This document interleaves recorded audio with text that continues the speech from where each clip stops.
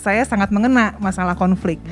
Karena saya tipe orang yang pengalah. Oh, berarti Bapak yang ingin pemenang? Mengalahkan saya maksudnya. Enggak juga sih Bapak, kalau Bapak sangat pengertian. Cuman saya dengan teman-teman kantor ya terutama ya. Untuk menghindari supaya tidak terjadi konflik, betul. Ya. Akhirnya saya mengalah. Tapi Ngalah, tadi gitu waktu Ibu Iliana tadi menyampaikan jangan sampai dipelihara sifat mengalahnya itu juga ternyata nggak sehat gitu. Ternyata nggak sehat, Pak.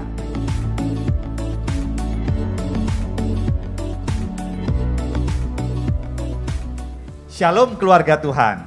Selamat berjumpa kembali dalam acara Kesaku, Keluarga Sehat, Anak Kuat. Topik perbincangan kita kali ini adalah keluarga lekat merambat, gereja kuat melompat, yaitu bagaimana cara keluarga menjadi kuat yang akan menjadikan gereja kuat, komunitas kuat, bahkan bangsa menjadi kuat juga, ya. Tamu kita kali ini diwakili oleh sepasang suami istri yang kocak, ya, yaitu Pak Karel Sibarani. Apa kabar, Pak? Luar biasa, kabar baik, puji Tuhan, Pak Yul. Terima kasih sudah diundang. Amin. Bagaimana Ibu Maria Hutapea? Puji Tuhan, kabar baik. Dahsyat, ya. Baik, sebelum kita berbincang dengan tamu kita kali ini, mari kita saksikan cuplikan ibadah Family Week bulan ini yang akan kita bahas. Kemudian kita ke gereja, kita berdoa. Tuhan mengisi hati kita dengan kasih-Nya. Kita didoakan, dipenuhi dengan kasih ilahi. Bisa penuh nggak? Kalau bocor, nggak bisa, betul? Karena tangki hati kita bocor. Kemudian bisa bersih nggak airnya? Nggak bisa. Karena ada luka masa lalu, karena ada sampah yang kotor.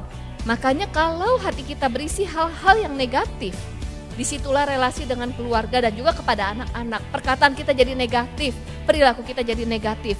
Sepanjang terus kita mengisi, tidak pernah bisa penuh dan defisit. Orang yang defisit, dia akan menguras tangki emosi orang lain.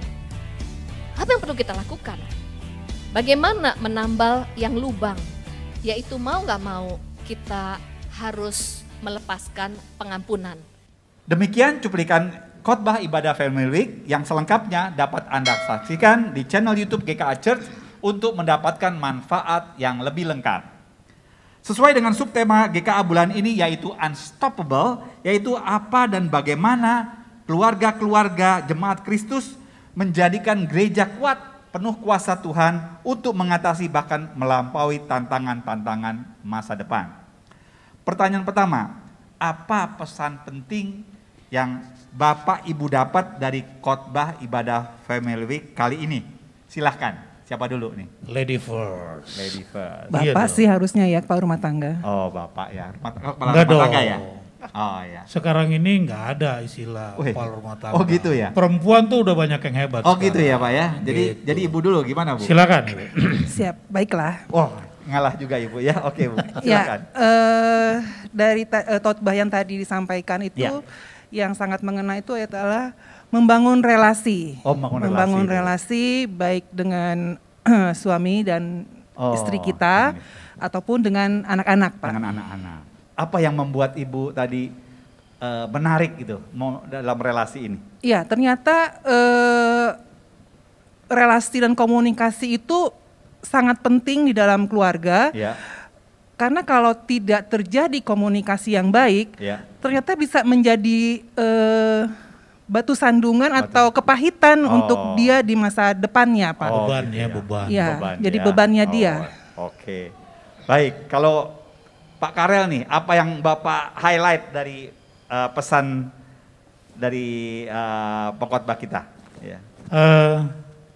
Luar biasa tadi khotbahnya. Luar biasa ya Pak. Ya, artinya saya pribadi banyak dicerahkan gitu loh. Oh, mantap ini. Tapi yang menjadi highlight saya lihat itu tadi waktu pas menggambarkan ilustrasi tabung hati. Oh, tabung. Tabung kan kalau salah tadi Iya, ya? iya. Tangki kan? Tangki, tabung. tangki. Tangki ya. Oh, tangki emosi, tangki emosi. Tangki Oh. itu kalau tabung mah bayi tabung. Ya, nah itu tangki hati. Tangki Artinya hati. situ Pertamina dong Pak. Ya, kadang-kadang ada ini. Ya. Ini malah dia yang ngajak bercanda. Jadi lucu juga. Itu ilustrasinya sangat mudah loh. Ya. Dicerna bagaimana tadi ibu tadi apa Ya. Bu Iliana. Bu Iliana Ibu tadi Iliana ya. menggambarkan ada gelas. Ya. Itu ditaruh ada kotoran, Ya. kotoran Sampah lalu, ya tadi ya. lalu masalah-masalah banyak inilah kemarahan apa di bolong-bolong itu. Oh, yang menjadi digambarkan dari bolong-bolong tadi ya. Bolong-bolong itu. Ya. Jadi ketika disiram Ya. kebaikan apapun, firman Tuhan apapun itu akan bocor tuh. Bocor terus ya. Nah, tadi bocor kita lihat. terus. Nah, sehingga akhirnya selain kotor kering kan, kering terus. Nah, itu menurut saya pribadi ilustrasi sangat bagus sekali. Jadi bagaimana kita mampu memelihara hati kita agar tangki tadi jangan sampai bolong-bolong begitu. Iya. Itu pesannya kuat banget ya. Pesannya sangat kuat. Nancep Luar biasa. banget ya. Oh, buat Bapak jelek, ya. jelek. Wih, jelek. Oh, dah. Karena langsung berbentuk ilustrasi ya Pak, Ilustrasi jadi ya. mudah Oh, dicerna. Iya. Oke, baik ya. Pertanyaan berikutnya nih buat Bapak Ibu ya. Bagaimana langkah-langkah tadi yang disampaikan untuk menjadi keluarga yang kuat ya, sesuai dengan petunjuk khotbah tadi ya. Saya ingat tuh ada 3 langkah ya, ya. Mungkin siapa dulu nih? Bapak Ibu yang Bapak lah sekarang. Bapak yang sekarang Pak. Oke, Ya. ya. 3 langkah tuh Pak. Langkah pertama apa tuh Pak? Enggak, iya tadi ada 3 langkah dalam membangun itu ya, membangun Keluarga kuat ya. Keluarga kuat itu Ya. kalau nggak salah yang pertama itu adalah diibaratkan rumah kalau nggak salah tadi. Rumah ya. Ya, membangun betul. rumah. Bangun rumah ya. Sehingga membangun rumah itu yang pertama kalau tidak salah itu memerlukan pondasi yang kuat. Pondasi yang kuat. Pondasi yang kuat Ya. yaitu hikmat. Hikmat Tuhan ya. Itu yang pertama. Ya. Oh, yang pertama. Ya. Ibu mau nambahin hikmat seperti apa, Bu?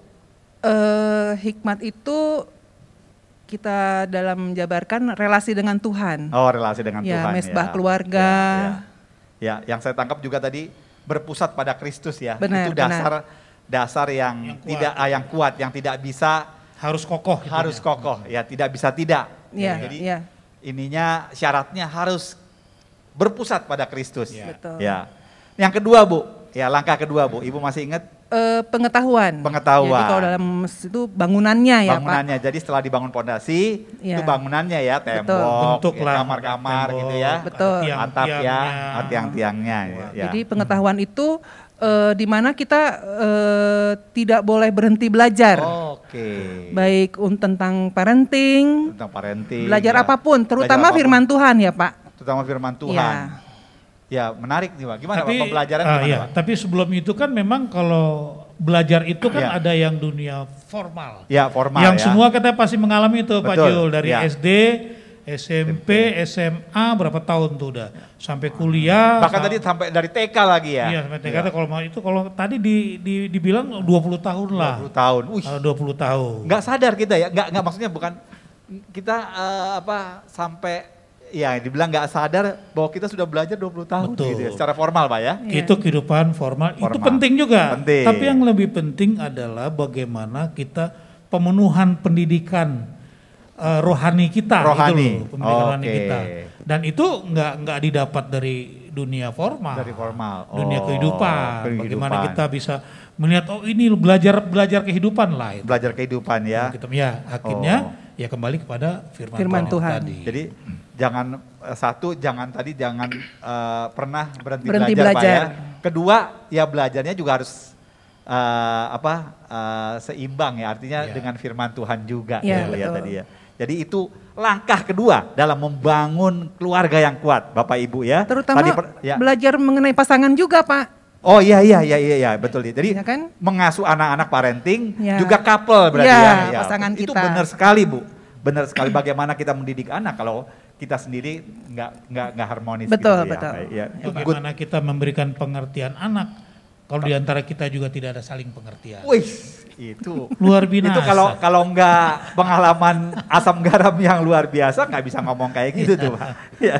Dua ya, betul baru langkah dua untuk membangun keluarga yang kuat. Langkah ketiga nih, apa nih Pak? Ya. Nah, kalau langkah ketiga pondasinya sudah kuat, bangunannya sudah ada kokohnya. Ya. Sekarang bagaimana mengisi dalamnya? Mengisi dalamnya ya, Nah. mengisi bangunan itu ya. Betul, mengisi bangunan itu. Ya, Artinya ya. tadi digambarkan bahwa ada ruang tamu, tapi masa kosong, masa nggak ada sofanya. Lalu untuk mempercantiknya apa lagi? Ada mungkin propertinya apa lain gitu. Ada kamar. Tapi masa kosong karena tempat tidurnya. Terus gimana masa tidurnya di ubin, ntar malah gemuk. Gemuknya beri-beri. Itu jadul banget loh Bapak Ibu ya. Karena kita seumuran sih. Kayaknya sudah nggak ada lagi kecuali zaman dulu ya. Kalau bukan kalau zaman dulu, kalau bukan orang jadul nggak tahu itu beri-beri. Iya bener, kalau ingat dulu ya orang tua, jangan tidur di ubin loh. Beri-beri. Nanti beri-beri.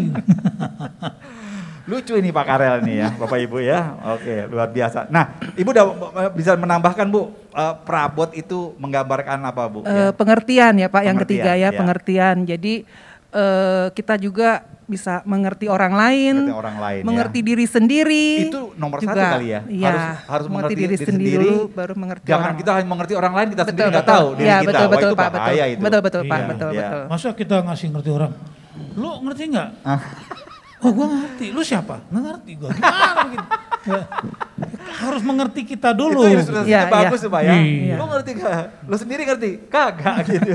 Iya betul. Ya itu luar biasa. Itu apa ya, yang simple, mudah, yang seharusnya kita sadar. Tapi masalahnya kita nggak sering sadar Pak. Benar loh. Iya betul.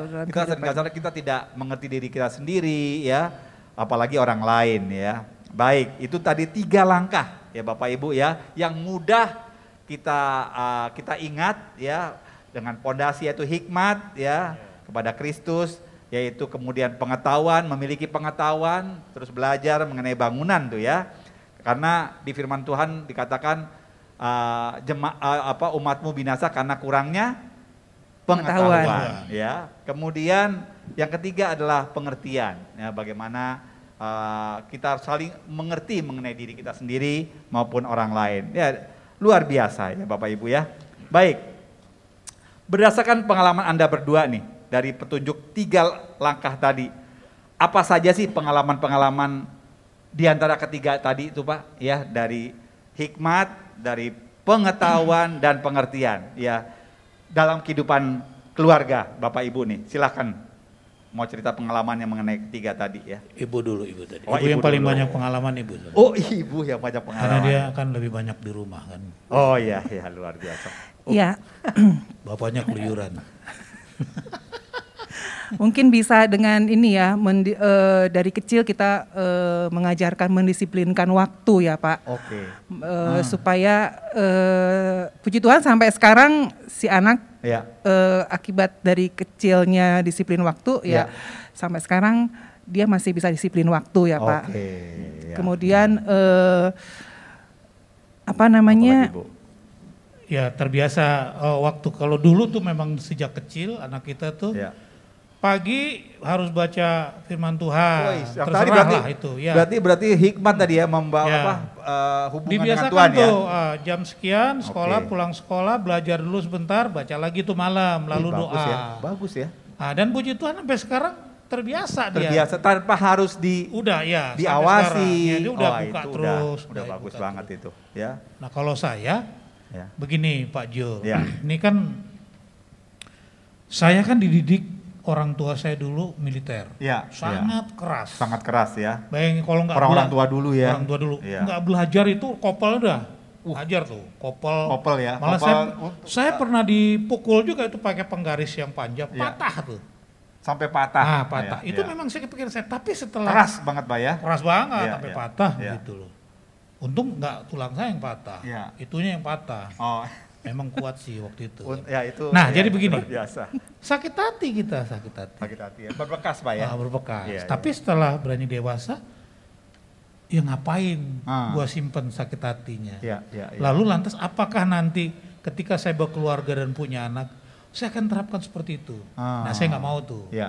Jadi biarin kekerasan yang sudah saya terima itu udah. Nah, kuncinya apa Pak? Ya itu saya mau menerima. Gitu. Menerima gitu loh. Pengampunan lah ya. Memaafkan. Sekarang begini. Melepaskan pengampunan dalam arti ya. Sekarang begini, kalau saya terapkan ke anak saya, Pak gitu ntar bukannya malah jadi tantangannya sudah beda. Anak sekarang Pak ya. Anak sekarang. Apalagi sekarang baru dimarahin guru aja udah ngadu sama orang tua. Kalau kita malah digebukin sama bapak kita. Wah, apa kamu berantem di luar nangis apa? Wah, lawan, nggak boleh nangis gitu kalau orang tua kita dulu. Iya, Artinya begitu. Beda ya tantangannya Pak ya. Sehingga akhirnya ya udah kita sepakat nih nggak bisa nih. Oke. Kita biasakan dalam mengambil keputusan pun kalau dia ingin sesuatu, ini ntar dulu, tanya dulu sama papa. Lalu kita ngobrol. Dikomunikasikan lah Pak semuanya. Sampai kalau saya urgensinya apa kamu butuh ini? Mendesak nggak? Kalau nggak bisa jangan. Ada beberapa case dia ngalah. Ya. Tapi ketika memang dia ini juga ingin banget gitu ya. Kita juga ngeliat tuh, wah dia emang benar-benar kepingin nih. Ya udahlah. Jadi kayak Bapak Ibu ngetes seberapa sih keinginan kalau dia mamanya gitu sih ya. maunya udah kalau ini ntar dulu. Oh gitu ya. Oh iya. Tapi puji Tuhan akhirnya mendidik dia juga selalu bisa mengkomunikasikan lah ke kita gitu. Dua pengalaman menarik dari keluarga ini yang masih kita dengarkan. Yang pertama tadi bagaimana mendidik anak, membiasakan diri untuk punya hubungan khusus dengan Tuhan ya, membaca firman dari kecil sehingga sampai sekarang sudah terbiasa tanpa disuruh, tanpa diawasi. Yang kedua, bagaimana Pak Karel mengampuni ya, pengampunan itu sehingga tadi menutup lubangnya Pak ya, menutup lubang-lubang tadi menjadi pulih kembali ya, pulih kembali, jadi hubungan juga baik, sehingga tadi akibatnya ada kebaikan-kebaikan yang diterima tidak bocor Pak ya, karena tadi mengampuni Pak ya, itu salah satu kunci daripada pemulihan ya. Nah Ibu, tambahin Bu, bagaimana pengalaman lagi Bu, tambahan dari ketiga tadi Bu? Konflik ya Pak ya. Konflik, ini konflik pasti terjadi. Iya pasti. Mengelola konflik. Jadi kita juga harus pandai mengelola konflik ya Pak. Oh iya. Nah di situ tadi ada dibahas kan konflik itu ada dua macam Pak. Betul. Rasional dan irasional. Iya. Nah itu saya sangat mengena masalah konflik. Karena saya tipe orang yang pengalah. Oh, berarti Bapak yang ingin pemenang? Mengalahkan saya maksudnya. Enggak juga sih Bapak, kalau Bapak sangat pengertian. Cuman saya dengan teman-teman kantor ya terutama untuk menghindari supaya tidak terjadi konflik, akhirnya saya mengalah. Tapi tadi waktu Ibu Iliana tadi menyampaikan jangan sampai dipelihara sifat mengalahnya itu juga ternyata nggak sehat gitu. Ternyata nggak sehat Pak. Nah itu kayaknya kita ingin mengalah untuk menang. Betul, iya. Daripada saya ribut, daripada saya jadi konflik, ini saya mengalah. Nanti ternyata kehilangan dia. Betul. Nah ternyata itu jadi suatu masalah juga ya Pak ya. Masalah juga ya. Itu sih Pak. Tadi saya juga ingin tambahkan sedikit ya. Ini juga untuk saya ya Pak ya. Tadi dikatakan jika ada konflik yang berulang-ulang terjadi, itu menjadi suatu indikator ada persoalan masa lalu yang tidak selesai sehingga kita menjadi overreacted ya. Jadi memang kalau dalam rumah tangga ada persoalan yang berulang-ulang, kita perlu melihat kali tadi ya masa lampau, kita harus selesaikan, kita harus bereskan ya. Intinya tadi seperti Pak Karel dibilang melihat masa lampau tapi harus dilepaskan. Oh iya tadi bukan untuk mengingat ya, jangan. Untuk diampuni, untuk masa depan. Ada lagunya soalnya. Oh apa itu Pak? Masa lalu biarkanlah berlalu. Nah itu. Dari siapa tuh Pak? Nggak tahu. Lagunya Inul. Masa nggak tahu. Saya pikir tadi Deloitte gitu. Atau Pampers. Oke ya. Baik ya Bapak Ibu ya, ini pengalaman Anda berdua luar biasa, menarik ya. Baik, kita simpan dulu perbincangan kita dengan tamu kita kali ini, karena saya akan membacakan jawaban atas kesulitan dari tamu kesaku sebelumnya, yakni dalam topik Incredible Family, yaitu berdampak dan berbuah. Ya. Pertanyaannya adalah bagaimana cara mengatasi demam panggung ketika mau memberikan kesaksian. Ya, ini dari keluarga Pak Rasika. Sharing, kita dapatkan sharing dari Ibu Nova Bekasi, ya. Beliau mengatakan cara praktis mengatasi demam panggung dalam memberikan kesaksian. Yang pertama, mengerti materi kesaksian dan latar belakangnya, seperti ayat-ayat firman Tuhan yang mendukung kesaksian tersebut dan sebaiknya merupakan kesaksian pribadi. Jadi bukan kesaksian orang lain ya. Kalau kesaksian pribadi akan jauh lebih kuat, powerful ya. Kedua, merelaksasi tubuh dan pikiran dengan cara berdoa terlebih dahulu, meminta kekuatan Roh Kudus dan menarik nafas dalam-dalam. Lalu itulah cara teknisnya ya. Pertama berdoa, yang kedua adalah cara teknisnya ya. Menarik nafas dalam-dalam dan lalu membuang perlahan-lahan. Itu untuk merelaksasi agar tidak tegang. Nah, ya, itu maksudnya. Yang ketiga, beradaptasi dengan lokasi, yaitu dengan cara mendatangi tempat sebelum memberikan kesaksian ya. Melihat ruangan dan mencoba peralatan sehingga kita bisa lebih menyatu dengan suasana tempat kita bersaksi. Menguasai dulu. Ya, menguasai. Penguasaan Medan. Ya, benar sekali kata Pak Karel tadi ya. Yang keempat, mengantisipasi jika kita lupa atau blank kesaksian kita dengan menyiapkan cerita lucu atau unik ya yang bisa mendukung untuk mengingat kesaksian kita. Sehingga bahkan membuat suasana menjadi lebih segar dan kita bisa kembali ke kesaksian kita. Kayak Pak Karel ini ya, itu membuat kesegaran sehingga kita lupa ya Bapak Ibu ya. Oh enggak ya Mas, enggak, kita ingat Pak ya. Joking Pak. Nah, demikian sharing dari Ibu Nova Bekasi yang juga dapat saudara lihat pada kolom komen YouTube Kesaku tersebut. Saya mengucapkan banyak terima kasih atas partisipasi beliau, dan bagi saudara yang ingin menambahkan pengalamannya dapat mengisinya di kolom komen Kesaku tersebut. Selanjutnya ya adalah sesi berbagi solusi di mana saya berikan kesempatan kepada Bapak Ibu berdua untuk menyampaikan pertanyaan nih ya, boleh satu, boleh dua, ya terserah lah ya, kepada keluarga-keluarga pendengar Kesaku ya atas tantangan atau kesulitan yang Bapak hadapi ya, yang mungkin terjadi dalam menerapkan petunjuk dari topik kita kali ini. Siapa nih yang mau jadi juru bicara nih? Oh sweet, wih pakai sweet ya? Gitu Pak ya? Bapak lah Bapak. Oh Bapak. Gimana Pak? Ini perlu share juga nih artinya. Oh, iya. Ya, oh, iya. Bagus Pak. Jadi begini, kami di rumah itu kebetulan anak-anaknya ada anak tunggal. Anak tunggal yang kesayangan tuh. Yang artinya memang sudah sejak kecil dia itu sudah mendapatkan perhatian yang sangat berlebihan lah dari mamanya, dari opungnya, dari tante-tantenya dan semuanya. Nah, Pak, berlebihan maksudnya apa Pak? Apa yang diminta dia? Iya, artinya perhatian gitu lah, ya? perhatian. Walaupun dia memang tidak masuk ke dalam kategori anak manja, tidak juga. Nah, cuman begini, yang kekhawatiran kita ya barangkali yang perlu ini bagaimana sekarang dia sudah lulus kuliah, sudah bekerja juga.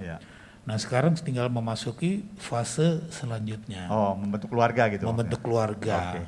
Nah kami agak khawatir adalah bagaimana dia bisa gitu loh menjadi mandiri karena ketika dia berkeluarga dia kan membawa kehidupan orang lain nih. Calon istrinya yang nanti akan menjadi istri. Dan dia melepas dari orang tua maksudnya ya. Karena sampai saat ini walaupun dia sudah dewasa itu masih sangat ingin diperhatikan. Repotnya lagi mamanya ini juga ya hal-hal yang harusnya dia bisa lakukan sendiri gitu loh. Ibunya harus turun tangan gitu. Ibunya turun tangan. Kami tuh sering, udah orang dia nanti ini jangan apa-apa, nanti gimana kamu mau berkeluarga. Nah sharingnya begini. Artinya bagaimana caranya kami bisa mengkomunikasikan kepada anak kami ini supaya dia jangan sampai tersinggung. Gitu loh, jangan sampai tersinggung. Betul nggak gitu kira-kira ya? Nah supaya jangan sampai tersinggung. Ini menjaga relation ya, menjaga relation. Jangan sampai ini karena kadang-kadang memang kekanak-kanakannya dia juga muncul nih anak ini. Nah nanti masa kalau berumah tangga seperti itu kan jangan dong. Jadi kita bisa bagaimana caranya mengkomunikasikan dengan baik agar anak itu juga tidak tersinggung dan bisa menjadi lebih mandiri lagi. Oke, ini adalah suatu masalah yang real yang dihadapi orang tua ya Bapak Ibu. Ya bagaimana kita mengkomunikasikan ke anak tersebut tanpa dia sakit hati Pak sakit hati yang membuat jadi jarak jadi ada jarak gitu ya, tapi menjadikan anak mengerti dan lebih jadi dewasa ya. Baik, inilah kesempatan dari keluarga-keluarga Kristus pemirsa Kesaku untuk berbagi pengalaman atas tantangan yang disampaikan atau kesulitan yang disampaikan oleh tamu kita kali ini, yaitu dengan cara menuliskannya pada kolom komen YouTube di acara Kesaku ini yang nantinya akan kami bacakan pada program Kesaku di bulan berikutnya. Tapi karena ini yang terakhir mungkin tahun 2023 ya jawabannya. Dan ya. Dua orang yang akan memberikan sharing apa nih Pak? Akan mendapatkan hadiah dari Bapak Yul. Wih, ini nggak ada ininya loh Pak, jangan membuat saya jadi berat loh Pak. Ya Bapak Ibu ya. Ya, kita akan tunggu jawaban dari Ada karena ini bisa menjadi referensi atau solusi bukan hanya bagi keluarga ini, tapi bahkan berkat bagi keluarga-keluarga pemirsa Kesaku lainnya. Dengan demikian berakhir pula acara Kesaku. Kami berharap acara ini dapat bermanfaat bagi keluarga-keluarga Kristus dimanapun Anda berada. Terima kasih kepada tamu kita kali ini yang luar biasa, Pak Karel. Terima kasih sama-sama Pak Jul. Ibu Maria. Sama-sama Pak Jul. Yang telah berkenan berbagi cerita untuk keluarga-keluarga jemaat Tuhan kali ini. Sampai ketemu di tahun depan dengan topik yang tidak kalah menarik. Kesaku. Keluarga sehat, anak kuat. Anak kuat, keluarga sehat. Shalom.